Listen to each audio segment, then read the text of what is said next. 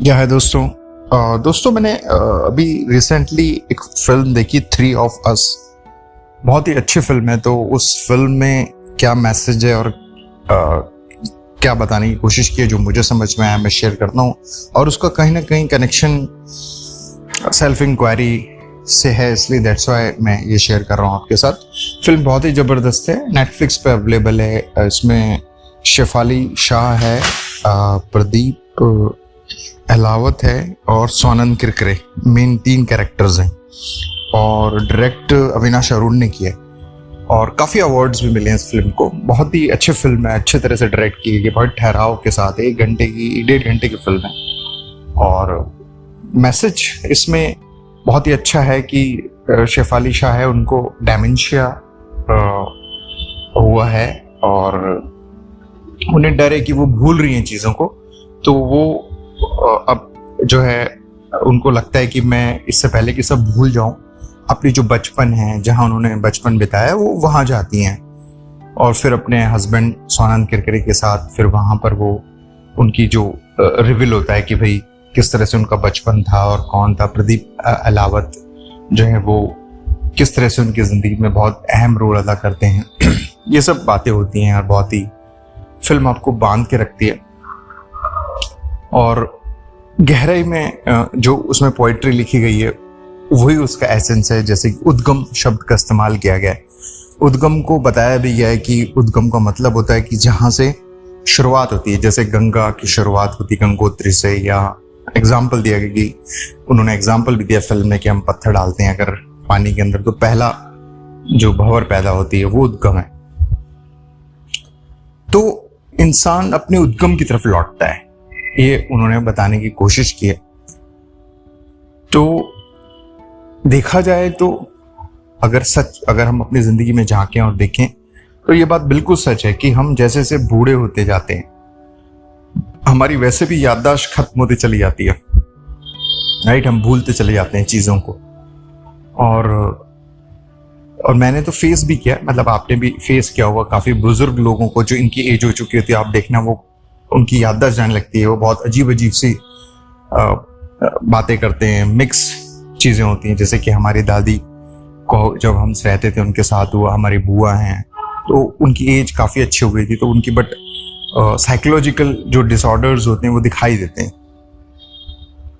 तो ये बात सही भी है कि हम वैसे भी बूढ़े होते चले जाते हैं तो याददाश्त और ये सब चीजें जो है साथ छोड़ने लगती हैं और इंसान भूलने लगता है कि वो है क्या और वो क्या चीजें। तो वो अपने बचपन को एक बार देखना चाहती थी, जो भी चीजें हैं रह गई हैं इतने सालों से, बहुत लंबा गैप था। वो जाती हैं, देखती हैं कहाँ वो रहती थी और कैसा क्या बचपन कैसा था, दोस्त कैसे हैं बचपन के। तो ये उद्गम की तरफ लौटना है, ये उसमें बताया गया है। और जहां तक मैं समझ पा रहा हूँ हर इंसान जो अपनी जड़ों से हटा है, जैसे मान लो कि वो किसी और शहर में जाके रहती थी, तो जो लोग अपने शहरों से निकल चुके हैं या जिंदगी इतने सालों से बाहर है, वो कहीं ना कहीं चाहते हैं अपने उद्गम में पहुंचना, समझना उसको। ये बिल्कुल इंसाइट बहुत अच्छा था।